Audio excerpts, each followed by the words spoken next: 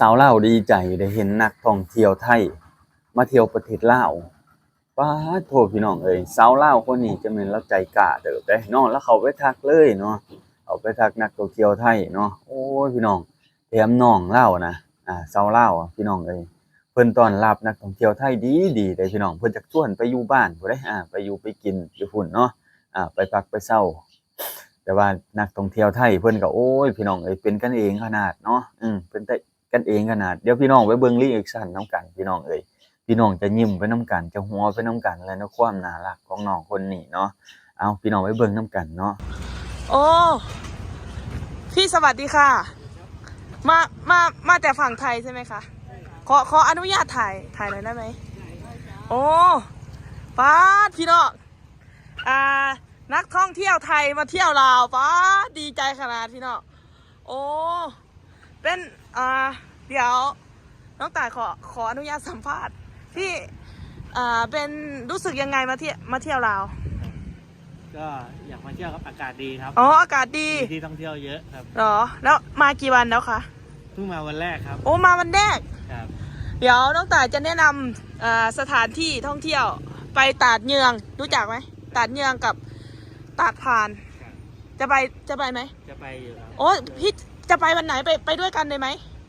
แต่เราไปตาดพานพรุ่งนี้อ๋อพรุ่งนี้พรุ่งนี้น้องต่ายไม่บ้าง เดี๋ยวจะพาเที่ยวว่าจะพาเที่ยวจะไปพรุ่งนี้ก่อนแล้วก็มาลืมอีกวันหนึ่งจะไปไหนนะจะไปไหนจะไปตาดหลายๆตาดนี่แหละจะไปเล่นซิปไลน์แล้วก็ไปหลายตาดอยู่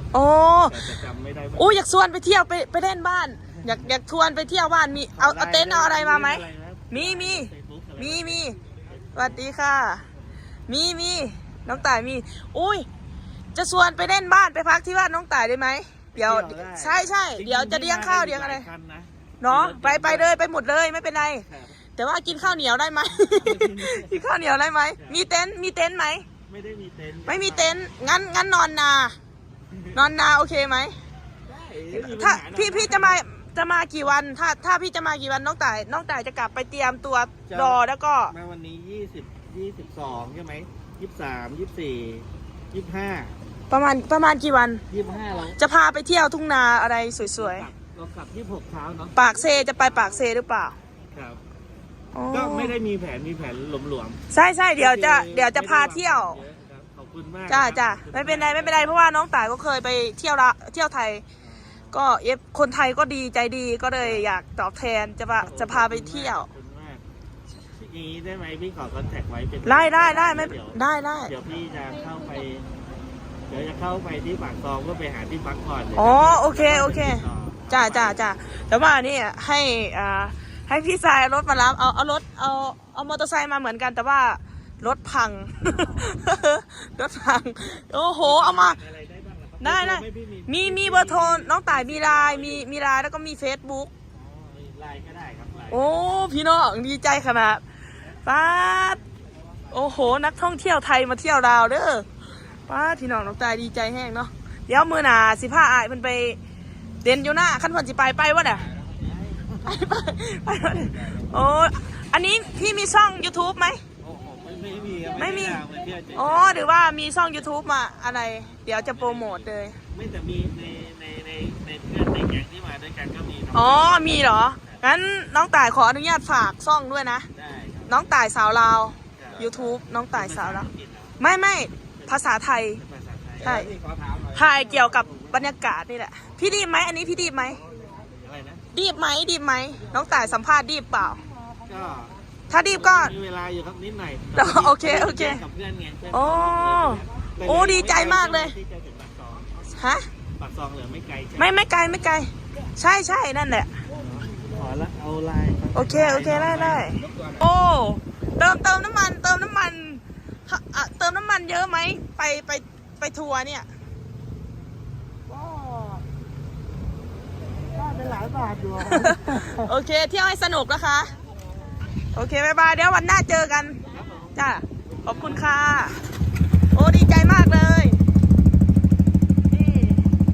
บ๊ายบายน่ารักสบายดีสวัสดีอีกเทื่อนึงเนาะพี่น้องเนาะพี่น้อง สำหรับคลิปนี้เนาะพี่น้องเนาะพี่น้องคงจะเห็นเนาะนักท่องเที่ยวไทยพี่น้องเอ้ยจะเป็นเพิ่นเป็นกันเองเนาะพี่น้องเนาะแถมชาวลาวกับคนนี้ก็กล้าเว้ากล้าจากับพ่อแม่พี่น้องทางฝั่งไทยกันน่ะพี่น้องเอ้ยเพราะว่าชาวใต้เนาะเพิ่นชื่อชาวใต้เนาะเพิ่นก็ไปเล่นไปเที่ยวไทยบ่แม่นน้อยเทื่อเนาะพี่น้องเนาะช่วงตะกี้ป๊าดโตเพิ่นก็ไปพ้อนั่นพ้อนี้หลายๆอย่างความเจริญของประเทศไทยเนาะไปเบิ่งบ่อนที่เฮาบ่เคยพ้อเคยเห็นต่างจากความเป็นอยู่ในบ้านเฮาเนาะพี่น้องเนาะมื้อนี้เว้ากล้องเห็นแล้วโอ้ยเบิ่งคลิปไปตามนำก็ยิ้มหัวไปนำย้อนว่าน้องเลาเว้ากล้าเว้ากล้าจากับพ่อแม่พี่น้องทั้งไทยอีหลีพี่น้องเอ้ยแถมน้องเลาเว้าเป็นกันเองเนาะแถมน้องต้อนรับอย่างดีเลยเนาะอยากพาไปพักไปเช้าไปอั่นกินอยู่เรือนอยู่ซ่านเนาะเพราะว่าเฮาก็คือว่าพี่น้องไทยลาวเป็นพี่น้องเดียวกันเนาะไปมาหาสู่กันเนาะเพราะว่าไทยมาลาวก็อยากต้อนรับดีๆเนาะเนาะพี่น้องเนาะถึงว่าอาจจะบ่มีพื้นฐานพออยู่พอกินเนาะแต่ว่าก็ต้อนรับตามมีตามเกิดเนาะพี่น้องเนาะเพราะว่าเฮาไปไทยเฮาก็คือฮู้กันนั่นแหละเวลาไปเฮ็ดเวียกเฮ็ดงานก็ได้โอ้พ่อแม่พี่น้องทางไทยเพิ่นก็ต้อนรับอย่างดีเนาะพี่น้องเนาะให้โอกาสเฮาได้เฮ็ดเวียกเฮ็ดงานในประเทศไทยก็บ่แม่นน้อยเนาะพี่น้องเนาะหลายล้านหลายแสนคนนะเที่ยวไปเที่ยวมาอยู่เนาะบางคนน่ะไปเฮ็ดไปสร้างอยู่พุ่นไปมีครอบครัวอยู่พุ่นเนาะพี่น้องเนาะ ถ้าว่าพ่อแม่พี่น้องทั้งไทยเพิ่นอยากมาเล่นมาเที่ยวเนาะช่วงนี้ก็คือบรรยากาศนี่โคตรดีเลยพี่น้องเอ้ยเพราะว่าอากาศเนาะมันเริ่มหนาวแล้วเด้อากาศเริ่มหนาวเริ่มเย็นแหละเนาะทั้งภาคเหนือภาคใต้เนาะแต่ว่าหลักๆเลยช่วงนี้คนไปเล่นไปเที่ยวอยู่ภาคใต้หลายแห่งนะพี่น้องเนาะเพราะว่ามันข้ามง่ายไปง่ายเนาะแล้วถนนหนทางทางนั้นมันก็เหมือนว่ามันดีเลยแหละเนาะพี่น้องเนาะทางภาคใต้เขาเจ้าพัฒนาไปหลายๆรอบด้านเนาะพี่น้องเนาะทางด้านการท่องเที่ยวเนาะ ถนนหนทางและก็ทางด้านเศรษฐกิจเนาะเศรษฐกิจทางภาคใต้ทางปากเซอาจจะดีแรงเลยน่ะพี่น้องเอ้ยเพราะว่าติดกับฝั่งไทยเนาะที่จะไปง่ายมากง่ายที่สุดเลยเขตนั้นน่ะพี่น้องเอ้ยเขต2เมกเนาะเวลานักท่องเที่ยวเขาเจ้าขวมไปขวมมาเพราะว่ามันเอารถเอาเรือมาง่ายพี่น้องเอ้ยเว้าง่ายเนาะทางนั้นเนาะเจ้าหน้าที่เพิ่นก็เฮ็ดแบบว่าต้อนรับอย่างดีนะแบบว่าถ้าว่าพี่น้องทางไทยมาเออ เฮ็ดจั่งใดเนาะเราจะต้อนรับให้เพิ่นพึงพอใจเวลาเพิ่นกลับบ้านไปเนาะบ่ต้องคิดว่าเพิ่นจะพัฒนาในจุดๆนี้ให้ดีที่สุดเนาะพี่น้องเนาะเพราะว่าบ้านเมืองเราเนาะนับมื้อเด้อพี่น้องเอ้ยมันความเจริญมันจะเข้ามาเนาะความเจริญมันเข้ามาคือในเขตบ้านบะกองนี่เขาเจ้ากำลังเริ่มพากันเฮ็ดถนนลาดยางเนาะพี่น้องเนาะคือว่าเส้นทางหมายเลขที่13เนาะแบ่งออกมานี่เนาะพี่น้องเนาะเดี๋ยวถ้าเบิ่งนำกันเนาะพี่น้องเนาะบ่ต้องดีใจเด้ที่เห็นนักท่องเที่ยวไทยเพิ่นมาเล่นมาเที่ยวเนาะมาเล่นมาเที่ยวประเทศลาวเพราะว่าประเทศลาวเป็นประเทศหนึ่งที่เป็นทางเลือกของนักท่องเที่ยวไทยหลายๆประเทศเนาะที่เขาเจ้าพากันไปเล่นไปเที่ยวที่มันมีความอำนวยความสะดวกต่างๆนานาเนาะเออแต่ว่านักท่องเที่ยวไทยเพิ่นมาเที่ยวประเทศลาวเพิ่นเลือกมาเที่ยวประเทศลาวเนาะยิ่งดีเนาะพี่น้องเนาะที่เพิ่นเลือกมาเที่ยวประเทศลาว เพราะว่าประเทศลาวเฮาก็คือว่าน่ะพี่น้องตามพี่น้องเห็นเนาะการเป็นอยู่ต่างๆนานาเนาะยังบ่ครบถ้วนเนาะพี่น้องเนาะความอำนวยความสะดวกยังยังบ่ปานใดเนาะพี่น้องเนาะแต่ว่าคนไทยที่เขาเจ้ามาเล่นมาเที่ยวจริงๆเขาเจ้าเบิ่งวิถีชีวิตการเป็นอยู่ของคนลาวเฮาเนาะพี่น้องเนาะอันนี้ก็ขอบคุณหลายๆเนาะพี่น้องเนาะทางพ่อแม่พี่น้องคนไทยมีหลายคนนะเพิ่นอยากมาเล่นมาเที่ยวเนาะอยากมาเล่นมาเที่ยวในประเทศลาวบ่แม่นน้อยเลยพี่น้องเอ้ยบางคนติดต่อมาหาบ่กล้องเนาะบ่กล้องพาไปเล่นไปเที่ยวแหน่ว่า บ่ต้องก็บ่ต้องรับหลายจัก4-5คนเนาะพี่น้องเนาะเพิ่นบอกเนาะอันนี้ก็ยังอยู่พี่น้องเอ้ยจักสิพาไปไสเจ้าของก็ยังบ่ทันเคยไปไสเนาะมาอยู่บ้านก็อยู่แต่บ้านแหละพี่น้องเอ้ยยังบ่ทันออกไปเล่นไปเที่ยวจักจุดใดจะพาพ่อแม่พี่น้องไปเล่นไปเที่ยวแต่ว่ามาเล่นมาเที่ยวมาเบิ่งบรรยากาศธรรมชาติแถวบ้านการเป็นอยู่ในตามชนบทน่ะพามาได้อยู่พี่น้องเอ้ยแนวนั้นเนาะพี่น้องเนาะ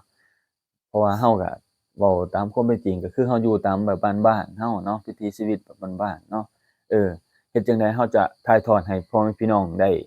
เห็นเนาะได้เบิ่งในตามความเป็นจริงก็คือแบบบ้านๆเพราะว่าต้องอยู่แบบบ้านๆเนาะแต่ว่าในความเป็นจริงแบบเจ้าของสมมุติเนาะเออ สมมุติมีนักท่องเที่ยวมาเล่นมาเที่ยวเนาะอยากพาเพิ่นไปเล่นไปเที่ยวในเมืองแบบว่าเจ้าของก็บ่เคยเนาะบ่สะดวกสบายไปทางนั้นเนาะเพราะว่าเจ้าของบ่เคยไปเนาะพี่น้องเนาะการสัญจรก็บ่เคย เนาะแบบว่าในเมืองนี่มันก็ไปยากมายากเพราะว่าเจ้าของก็ใช้ชีวิตแบบอยู่ในบ้านนอกแบบง่ายๆเรียบง่ายเลยนะพี่น้องเอ้ยเพราะว่าบ่กล้องเนาะดีใจนะพี่น้องเนาะช่วงนี้ก็เชิญชวนนะพี่น้องเนาะช่วงนักท่องเที่ยวไทยเนาะเชิญชวนมาเล่นมาเที่ยวลาวเนาะเรื่องราวที่พี่น้องย้านพี่น้องกลัวหรือว่าตามคอมเมนต์ตามความคิดเห็นต่างๆนานาบางคนน่ะย้านกองร้อนนะพี่น้องเอ้ยย้านกองร้อนรีดไถเงินเพิ่นว่าเนาะบ่ต้องย้านเนาะพี่น้องเนาะมีหลายคนไทยเพิ่นมาก็เห็นเพิ่นสิเจอเนาะพี่น้องเนาะเจอเพิ่นก็สอบถามมาเล็กน้อยๆเนาะเจ้าหน้าที่บ้านเมืองเพิ่นก็ถามมาธรรมดาเด้อพี่น้องเด้อ เพิ่นก็ถามที่ไปที่มาบางคนเพิ่นก็อยากถามข่าวถามข่าวทางไทยเป็นจังไดน้อการไปดูโอ้ยเห็นตึกสูงๆหลายๆโอ้เป็นตาม่วนตาชื่นแท้เนาะทางนั้นเนาะเออไฟสีแสงสีวิไลคือคักแท้น้อทางนั้นบางคนเขาเจ้าก็ชื่นชมเด้พี่น้องเอ้ยบ่มีไผอยากกรีดอยากไถ หลายขนาดนั้นดอกพี่น้องเอ้ยมีแต่เขาเจ้าถามพี่น้องก็คงจะรู้จักกันเนาะเจ้าหน้าที่เพิ่นก็สิถามไปทางใดน้อถ้าว่าผิดเล็กน้อยๆก็เพิ่นก็ขอค่าน้ำค่าไฟนั่นแหละเนาะที่ว่ากองรู้เนาะเว้าตามความเป็นจริงที่เราเห็นมานะพี่น้องเนาะดีใจพี่น้องเอ้ยที่มีพ่อแม่พี่น้องทั้งไทยมาเล่นมาเที่ยว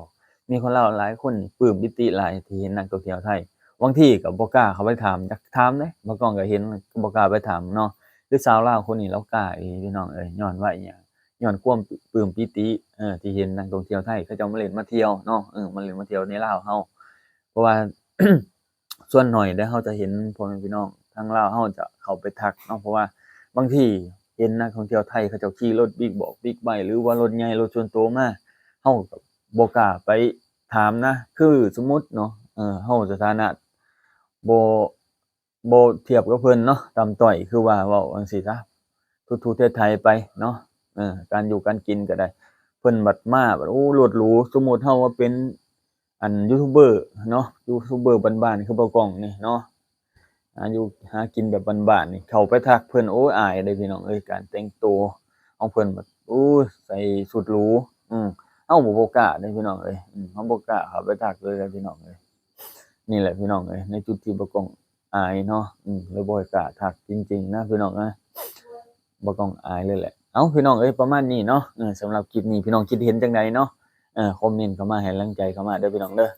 ขอบคุณหลายๆที่ให้การติดตามรับชมเด้อพี่น้องเด้อ